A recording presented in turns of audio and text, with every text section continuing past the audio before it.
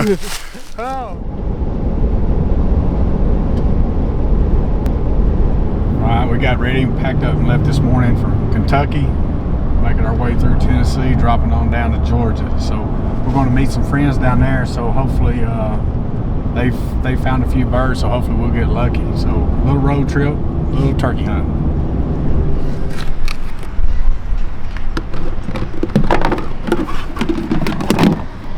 Lunch. You good? Oh, it's real good. I love watermelon.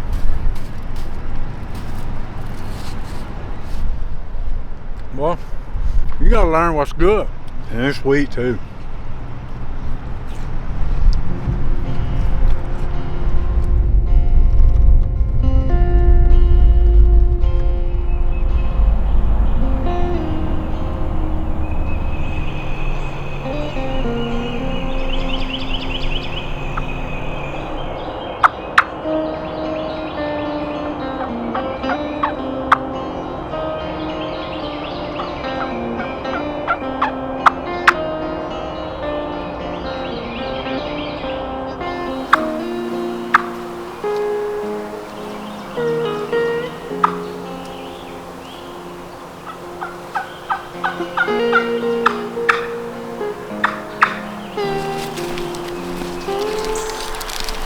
We got plenty of pine trees. And we don't have pine cones, but ours are little. Yeah, that's a long one. That's a long one. But we don't have the long leaves, I don't think. That's like a football.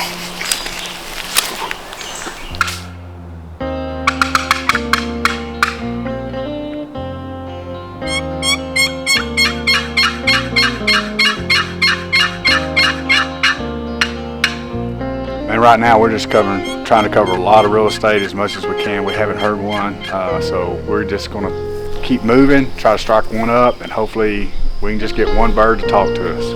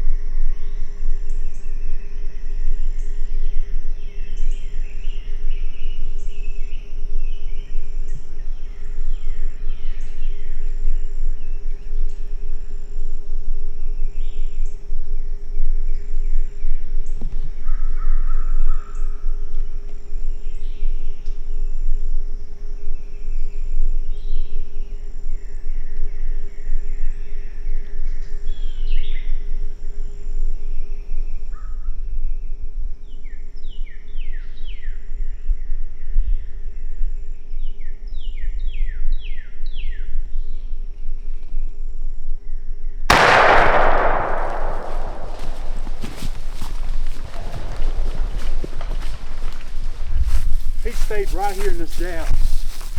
This gap exactly, right here. So I shot him from here to the road right here. He was not leaving that spot. Good job, Dennis. I'm glad we got it done for you.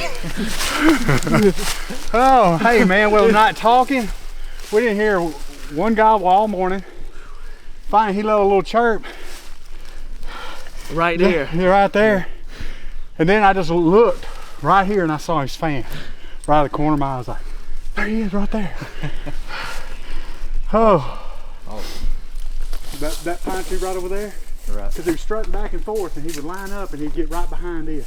And then he'd strut sideways all the way back down here. But I said next time he comes up there, it gave me another 10 yards advantage. Yeah. I said I'm going to take every yard you give me, but absolutely. I was afraid since that hen disappeared that way, I didn't know if he'd turn around and walk back down this way or try to go get her. But I was hoping he'd follow her, but for some reason he didn't want to come into that sunlight right there. He didn't want no part of it. Well, I mean, really, he was. Where was he at when he first gobbled? Like right here? Well, when I seen him, we were standing. Yeah.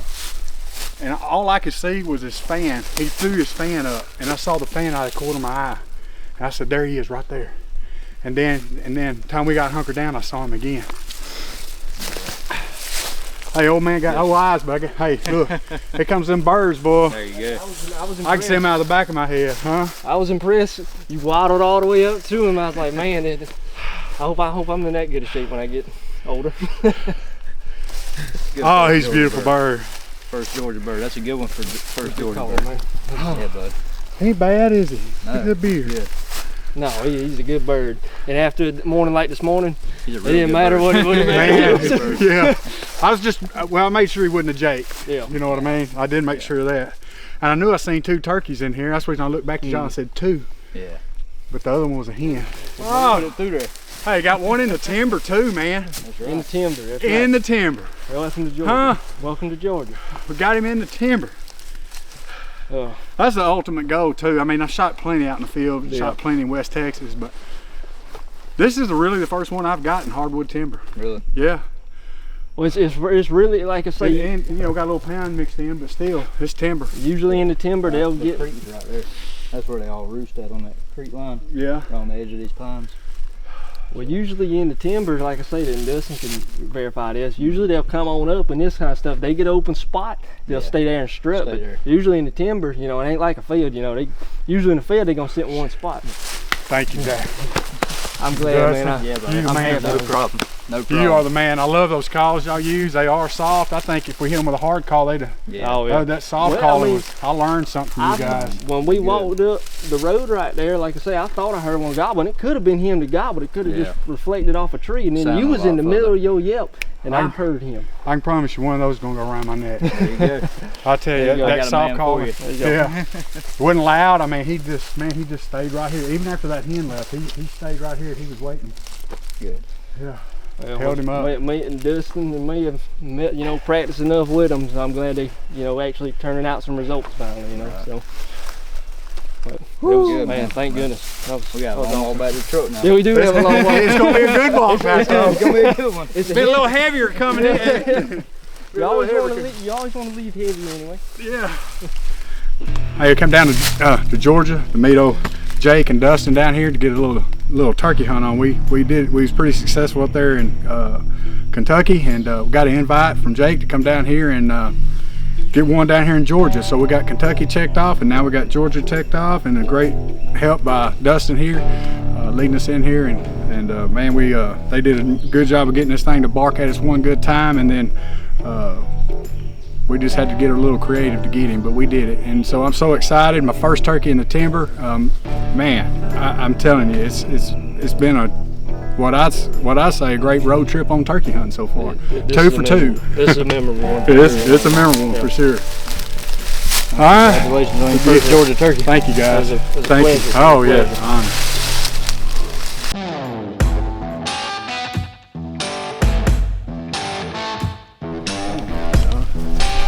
Dennis got his bird this morning.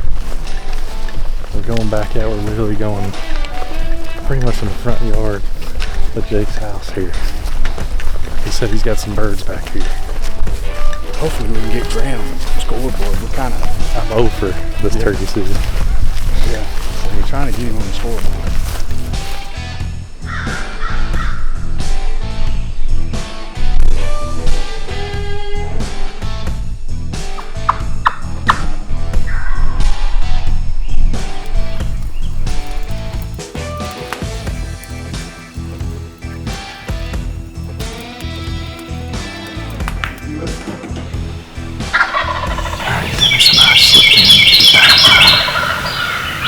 Where this turkey's roosted.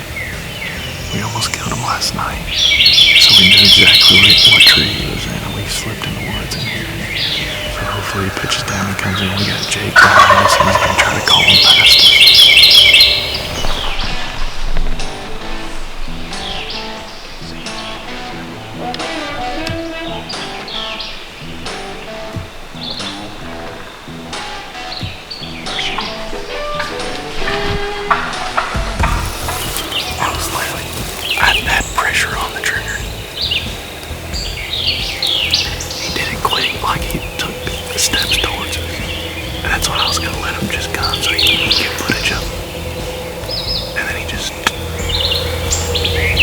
Shot him right when I had the first chance. You should have shot him. I had him the whole time. I'm proud of my damn self. Because I just wanted you to get. First, I wanted to make sure you were good, and second, I wanted to get as much footage as we could. Yeah.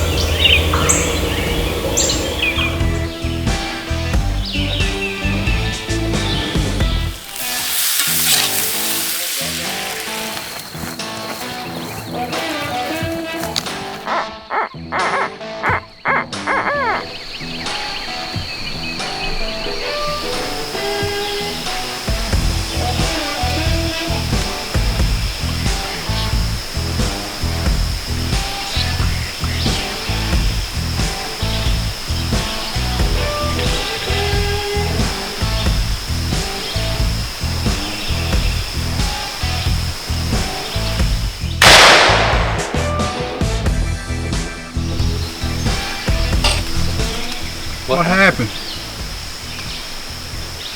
How far away was he?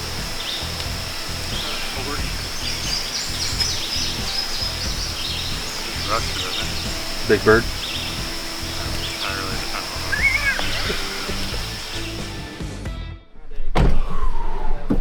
Where we at? We at the home field of Kicks Chokes. Go in here and see how the magic happens on these chokes right quick.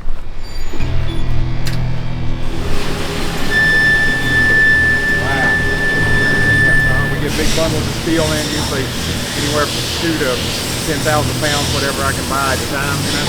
Right. So when from the mills, I like. So when you take it out of this box, what's the next step? I'll show you. Take it out of here. This is a 6-spindle screw machine, I guess you would say. Yeah, multi-spindle screw machine. This is what my dad ran in the 70s when we started this place. So this one actually is from 1980 something, but we have some from like World War II back there, and it's still running. Then after that, we got to turn the outside and the inside and get the basic shape of the choke. Okay. Put the ports in. All this is a lathe. This is a lathe, but it's computer controlled instead of controlling it with the, you know, the dials and stuff. Right. And that over there is just a milling machine. It's just controlled by computer. That's all there are, fancy lathes and mills. So you just write the program for it, and call it back up, make a couple of changes what you need, but it's basically all it is. This is our CNC mill, or machining center, and we're going to put the ports in it and write the what size it is and what type of choke it is. These are actually our sporting clay models right here, the smokes. So that's it. See, we got the choke turned. It's checked and right. We'll throw it in here.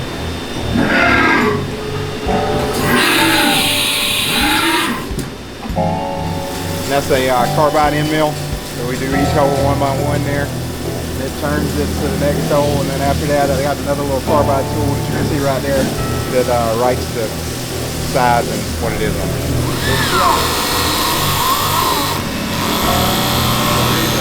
We're gonna get back in.